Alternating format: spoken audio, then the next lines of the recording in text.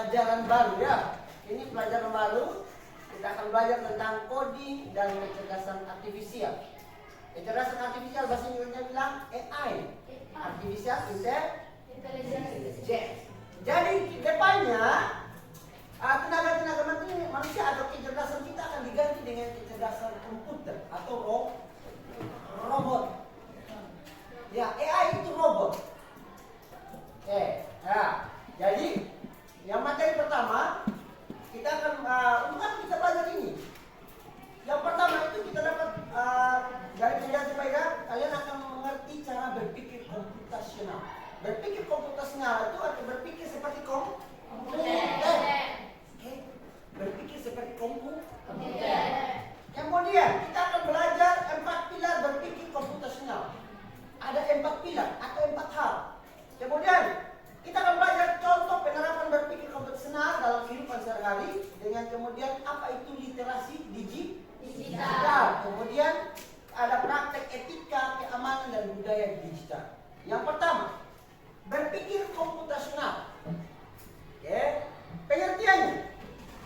Berpikir komputasional adalah cara berpikir untuk menyelesaikan masalah secara sistematis. Ada masalah, kita harus selesaikan dengan cara sistematis. Bukan pakai marah-marah. Bukan pakai ada masalah langsung menangis. Tapi pakai sistematis atau sistem terstruktur ya. Ada dia punya pola-pola. Kemudian membantu manusia menggunakan langkah yang jelas.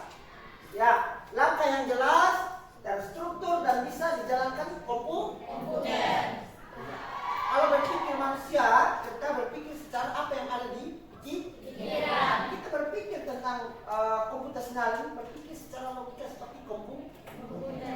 Nah, lanjut. Tujuan. Yang pertama itu memecahkan masalah kompleks jadi sederhana.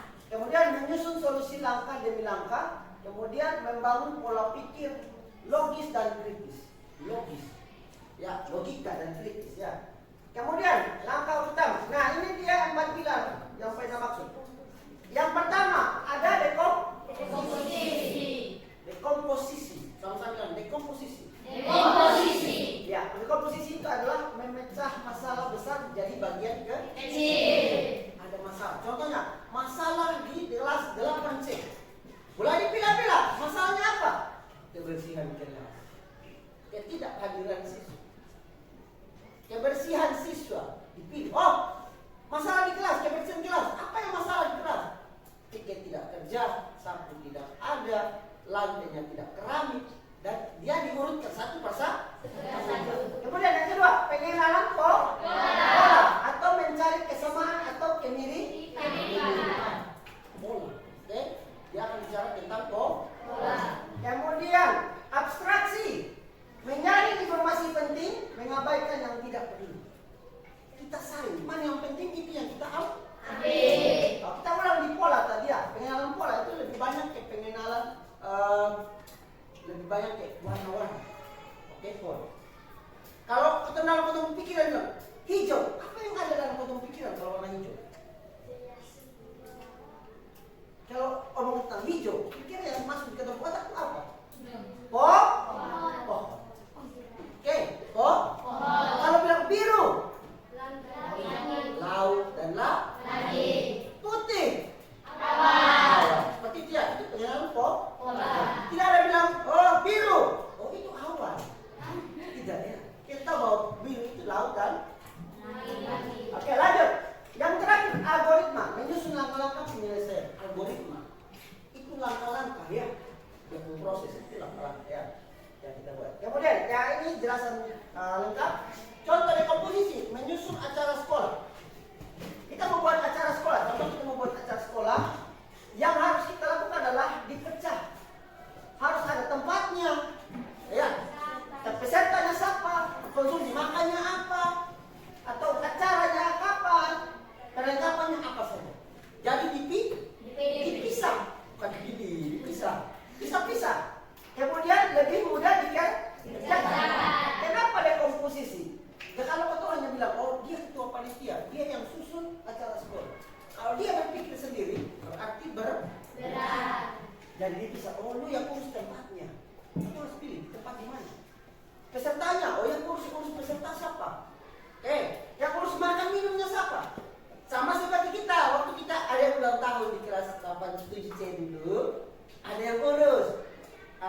bawa kue, ya. Ada yang bagian berdoa, ya toh. Ada yang firman, ya. Ada yang bagian foto-foto.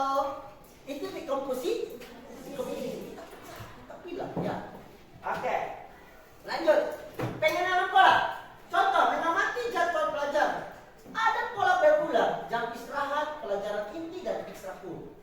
Contoh di sini jadwal pelajaran. Kelas Senin, Selasa, Rabu, Jumat dan Sabtu.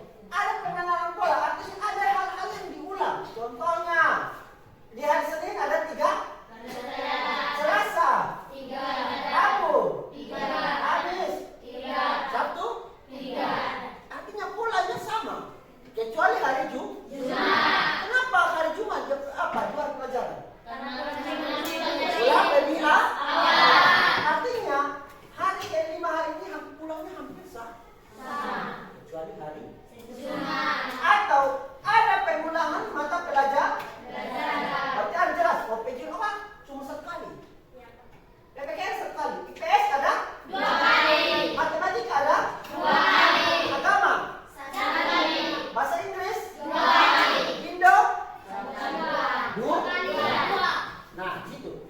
Pola memudahkan prediksi dan efisiensi. Dia pola memudahkan kita untuk memprediksi sesuatu dan lebih efisien.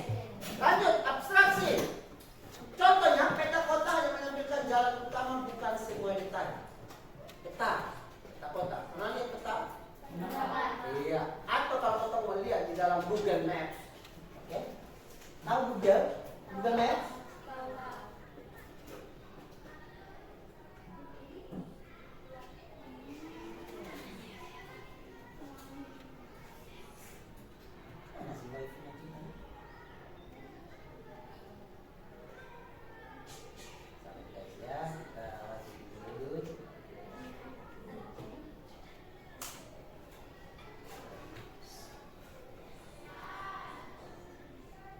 Ya, ini contoh Pulau Bali. Ya, ini Bali ya. Oh, saya bisa. Pak, saya pernah di Bali, Pak. Kita geser. Kita geser. Ini Pulau Sumba ya. Pulau Sumba ini yang kecil. Ini. Yang imut ini. Yang kecil ini namanya Pulau Rai. Ini Pulau. Ini dana, ini dulu dana ini. Nah, kalau dana. Ya, sudah ya. Oke, kita bisa lagi pengaturan cicilan. Nah, di sini yang kita bilang abstraksi itu, yang kelihatan di situ adalah dia punya sungai-sungai. Yang hijau itu sungai. Mari kita lihat dalam bentuk apa ya?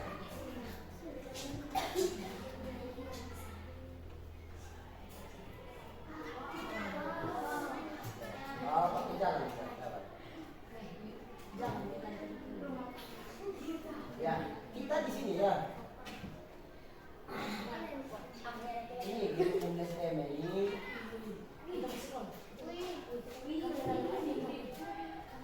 Belajar dari STM.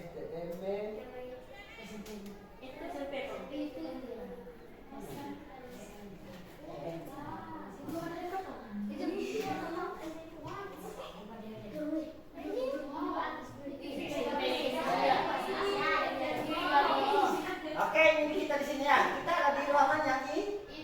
Ya. Oke, jadi abstraksi ini menunjukkan. Jadi kita bisa lihat, oh kalau dalam sebuah peta ini yang paling kelihatan adalah jalan. Jadi kalau kita rubah depo model untuk layout kelihatan seperti ini, berarti dia bisa melihat semua ada pohon, ada gedung ya. Bahkan, tapi ini ingat sekali bahwa Google Maps ini dia gambar yang sudah diambil, bukan setiap saat diambil ya. Dia sudah lihat dari atas pakai satelit, dia scan semua. Oh, jadi kita sudah bilang, atau jalan di sini dia kelihatan belum jalan tidak ya, kecuali dia lagi Oke, itu tadi ya. Jadi yang rumah di Teme di sebelah sini, anak Teme yang di sini ya. Ini SD di sini ini, ini rumah di sini. Nah, di sebelah sini ya. Ini dah Ini ya, ini kan bengkel di sini. Oke. Bentika Puruma ada di jembatan, kita tuliskan yang lama, belokkan sedikit. Ini gereja ini Bentika Puruma. Oke guys, oke. Nah, kita kembali ke materi lanjut. Abstraksi. Kemudian yang terakhir algoritma. Urutan langkah logis menyelesaikan masalah. Contoh langkah-langkah membuat mie instan. Harus jelas, berurutan dan tidak ambigu, atau tidak membingungkan. Cara membuat mie instan itu harus jelas. Oke. Sebelum ada sampai situ, kita harus siap dia punya bahan dan bahannya mie. Oke. Alatnya. Ya. Ingat, bahan itu adalah benda, objek atau benda yang kita mau pakai. Kemudian alat itu alat yang kita pakai, yang dia. Kemudian langkah-langkah yang pertama adalah masak air. Air panas dulu, mendidih dulu. Baru masukkan mie, dan itu bumbu keserasa ya. Diangkat ya. Kalau dibuat kemana? Langsung. Ya. Jadi harus dia bilang langkah harus membuat harus jelas berurutan. Jangan sampai kita supo ada punya bumbu duluan, air belum ada. Baru taruh air, baru taruh mie, api belum kasih minyak. Ya toh? Harus jelas. Nah, penerapan kehidupan. Bagaimana kita berpikir komputasional dalam kehidupan kita? Yang pertama itu, contoh susun resep masakan kita. Oke? Mau ikan goreng kok, mau masak nasi harus jelas dia punya urutan.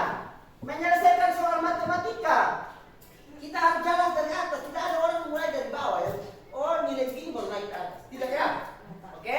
Atau membuat rencana belajar. Rencana belajar atau jadwal belajar. Kita mulai dari pagi. Oh, pagi bangun pagi, mandi, datang sama mandi, makan, sarapan, datang ke sekolah. Di sekolah buat apa? Gitu ya.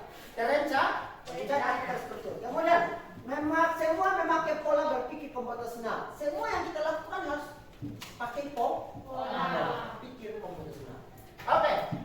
Terima kasih dan sampai jumpa di pelajaran berikutnya. Oke, pas. Itu tentang coding. Itu loh.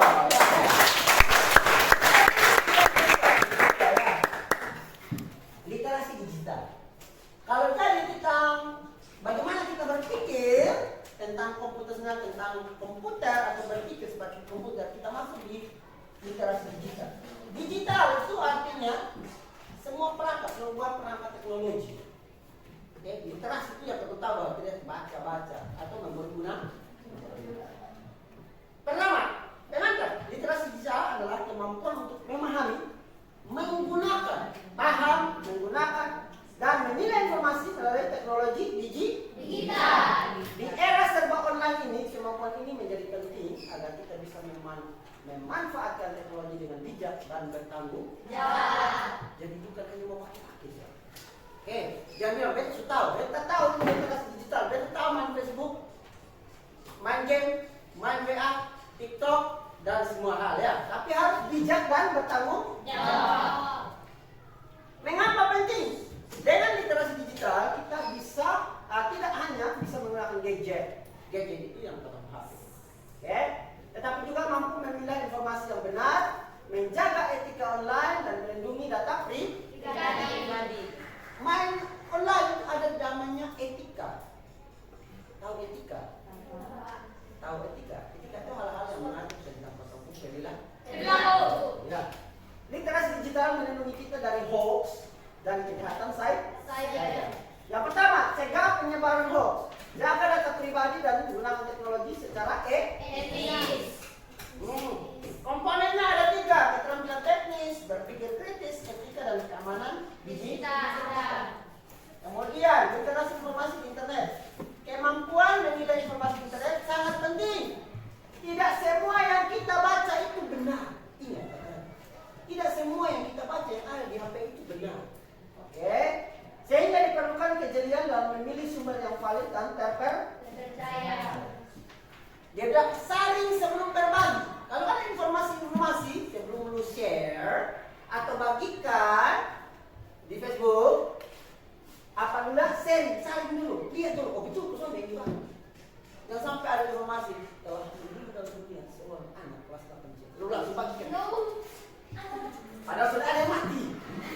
Iya toh? Ternyata orang begitu.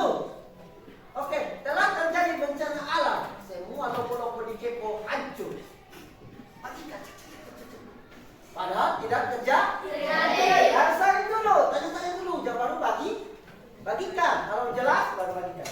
Atau ada yang ulang tahun, hari ini ulang tahunnya Agustus, bagikan. Selamat ulang tahun Agustus, orang sekolah. Jadi ambil itu. Mohon maaf, saya ulang tahun di Agustus bukan September. Oke, iya toh? Iya. Kemudian periksa fakta dan sumber. Periksa dulu fakta dan sumber. Cek dulu. Atau yang dihindari disinformasi. Disinformasi artinya kesalahan informasi. Etika berkomunikasi online. Yang pertama itu sopan di media sosial. Sopan. Tahu sopan? Ya, kalau lu di dalam kelas kamu jawab baik. Di Facebook tidak boleh seperti itu. Atau di WA tidak boleh seperti itu. Hindari kebencian. Ya, jangan memprovokasi di dalam Facebook atau dalam postingan-postingan. Oke, mulai orang ngomong orang munafik dalam postingan, basindir. Lu kalau suka betul ngomong langsung. Ya, tidak ada. Ya, jangan bang apa masih di sini lewat WA. Ya, masih status supaya dulu lihat. Habis itu kalau semua tinggal mulai lihat bilang info sampai suliat sampai sudah. Ya toh? Ya hindari kebencian. Perbedaan hormatis. Ya harus ada semua itu ya. Kemudian ya lanjut ya itu tentang etika. Kita pakai media sosial harus beretika. Kemudian keamanan digital pribadi.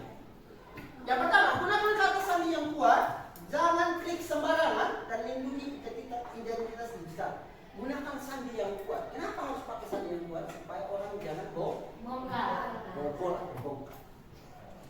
Kata sandi yang kuat dalam Facebook atau semua media online yang kita pakai sama seperti kita gembok ini. Supaya pencuri tidak masuk, berarti kita harus pakai kunci yang paling kuat. Ya, jangan sampai orang baru sentuh kunci terbuka. Ya, maka orang bisa melihat semua hal yang kita punya di dalam. Mereka bisa mengakses itu. Padahal bukan kebanyakan orang bilang begini. Ada yang Facebook yang minta uang, hubungi orang, maki-maki orang baru bilang, Facebook akun kena hack. Kira-kira kenapa bisa kena hack? Karena tidak kuat kata sandi. Kata sandinya tidak kuat. Atau yang kedua, HP atau perangkat yang dia gunakan itu dipakai oleh semua orang atau banyak Contoh hari ini Monica main Facebook pakai depo akun, pakai depo HP. Kemudian teman satu datang pinjam dulu HP dulu, pinjam dulu HP dulu. Dia mau masuk di Facebook, kasih keluar Monica pun masuk. Waktu kasih kembali HP dia tidak keluar, ya. Kemudian besok lusa ada postingan-postingan dari akun yang tadi itu bilang begini-begini. Akhirnya bilang bahwa Monica, lu yang pegang depo HP, yang lu pegang depo akun tadi lupa HP, pasti lu yang posting. Padahal belum tentu dia yang posting. Jangan sampai depo HP dipinjam orang lain, baru abotin. Ya, mulai cek sembarang orang di dalam dia punya Facebook atau ya. Lanjut, jangan klik sembarangan. Kita pakai HP itu muncul semua hal dalam. Di Facebook itu banyak kemudian muncul iklan-iklan ya. Ada yang baik, ada yang produk, ada yang jualan produk, bahkan ada yang konten-konten tidak baik. Jangan klik sembarangan. Ketika kau klik, maka kau akun juga akan ikut masuk di situ. Ibaratnya kalau orang ada rame-rame di sana, kau masuk di sana, otomatis kita sudah masuk dan mereka tahu semua tentang mereka akan masuk di email, masuk di password Facebook dan lain-lain. Jadi mereka bisa akses. Ya, kena hack sudah di situ. Atau lindungi identitas digital. Dilindungi dengan apa tadi? Dengan menggunakan kata sandi yang baru. Jangan gonta-ganti akun. Kalau ini hari kita pacaran ini nona. Kasih beta lu bisa di akun. Kasih. Pas putus. Nanti dia apa di situ ya? Nanti dia bikin sembarang-sembarang di situ. Oke? Literasi untuk pelajar. Bagi pelajar, literasi digital membantu proses belajar yang lebih luas dan interaktif. Namun, pelajar juga perlu dibimbing agar tidak salah arah dalam menggunakan teknologi. Bisa menjadi literasi digital itu untuk belajar lebih fleksibel, gunakan platform edukatif, meredam penggunaan digital. Jadi pakai HP dengan data yang full itu tidak untuk main game saja, guys. Oke. Di HP, di Google, semua hal bisa kita lakukan ya. Menjadi warga digital yang cerdas, mampu memanfaatkan teknologi untuk hal positif, menyaring informasi, jaga etika, terus belajar agar tidak tertinggal dalam era digital yang berbeda. Jadi kita ini sudah masuk di era digital ya, dan seharusnya bahwa HP itu diizinkan untuk masuk dalam kelas. Contoh, saya coba sini, silakan buka di Google Translate. Kamu pengen kasih soal begini, gue langsung Pak, sudah Pak. Tapi kenapa masih dilarang? Karena dia bawa HP bukan untuk belajar, main game. Dan itu sangat-sangat merugikan siapa? Kita sendiri, bukan faedah. Saya tidak urus itu game, belum habis zakat di situ urus ya. Tapi bagaimana kalian pakai kalau main game di sekolah, di rumah main game? Kapan waktu belajar? Lanjut, himbauannya. Mari gunakan teknologi untuk kebaikan dan meningkatkan wawasan kita. Mari jadi pengguna digital yang bijak dan cerdas. Nah, itu dia tadi dua materi. Yang pertama tentang berpikir komputasional dan literasi digital. Oke. Dari hal ini, dari penjelasan Pak Indra yang cepat, ada yang mau bertanya sedikit sebelum kita masuk dalam aktivitas. Pas dong. Oke, pas dong. Ya, berpikir digital itu kita masuk di era digitalisasi, jadi kita harus berpikir harus lebih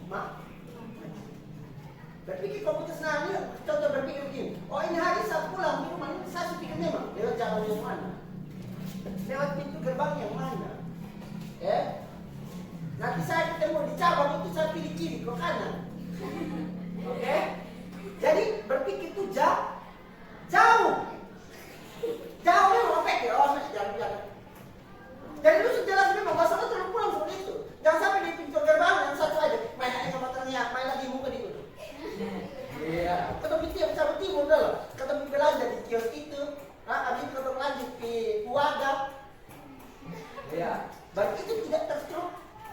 Aku tidak terencana. Padahal rencananya mau pulang begini, naik begini, kita tahu. Putar di sana ya. Iya. Oke. Nah, itu tadi penjelasan singkat dari Pak Indra. Semoga bisa dimengerti, kemudian dapat dilakukan dalam kehidupan sehari-hari. Nah, kita akan masuk dalam contoh ya. Bagaimana kita berpikir? Oke. Silakan masuk di Google, Google, klik di situ broccoli.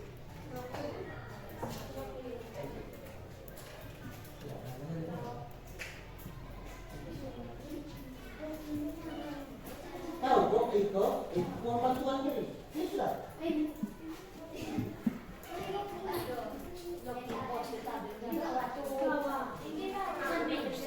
Di atas itu ya. Klik di bagian yang ini guys. Ini yang ini yang di atas ini.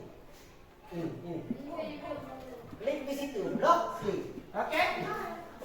Masak.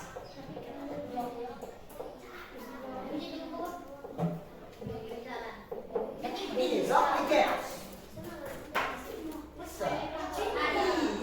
Besar. Jangan pindah sudah. Jangan bisa pindah.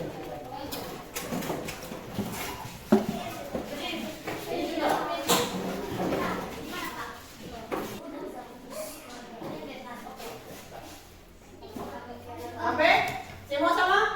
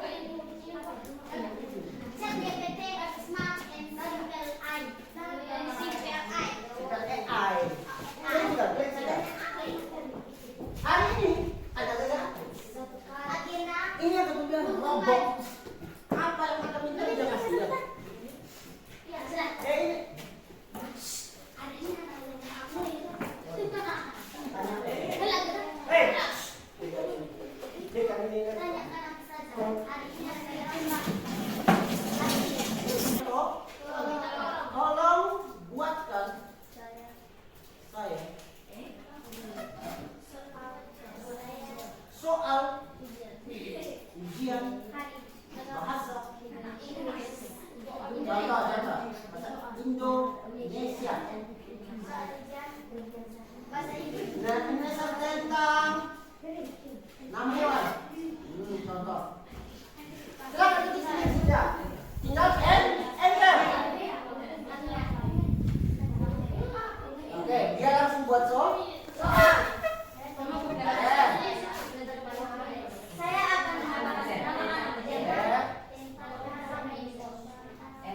Atau lanjut. Buatkan gambar orang anak SMP sedang menyapu. Atau itu ya? Belum kita. Terserah kita buat gambar apa saja. Belum keluar ya? Silakan pada sekarang.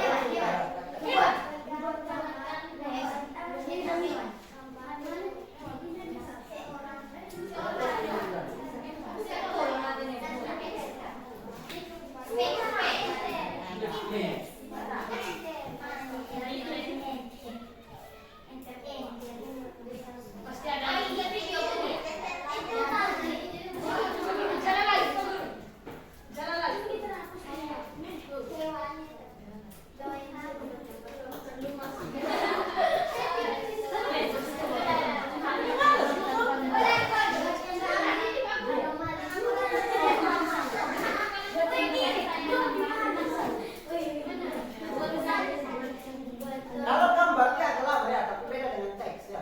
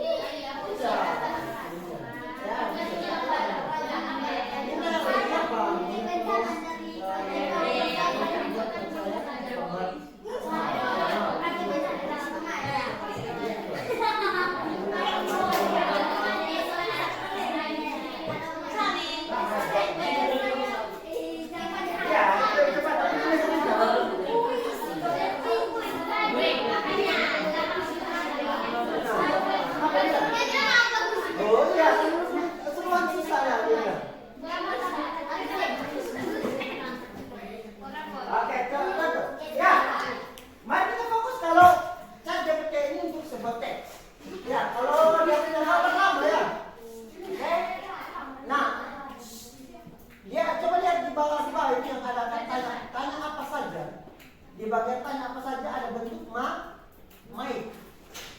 Yang ini. Baik. Tidak perlu ketik, Anda tinggal bicara dan dia mengetik sendiri. Coba tes. Coba.